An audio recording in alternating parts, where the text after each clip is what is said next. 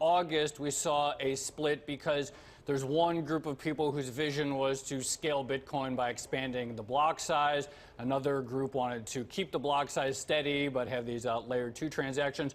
What could happen in November is this other split formed by a lot of sort of business leaders who wanted to come up with a compromise between the two visions and sort of expand the block size and change how it scales.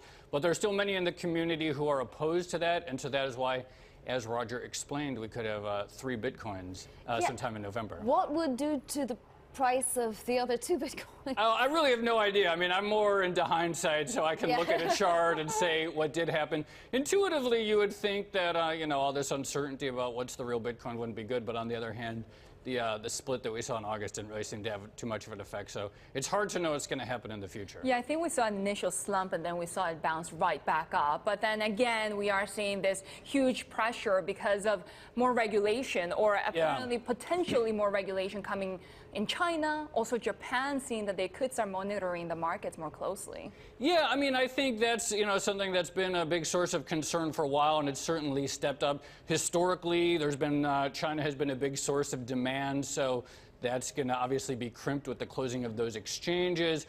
It seems plausible that other governments will eventually want to get into regulating the exchanges and limiting the ability of people to get on them. So you have to figure that, you know, participants in the market need to be aware of those things. Is this going to be the deciding factor on whether, you know, a cryptocurrency can live or die, you know, without government? Well, I would say, you know, in the history of Bitcoin, there have been numerous incidents that struck people as being pivotal. The Mt. Gox hack that everyone remembers from a few years ago, that was the biggest exchange.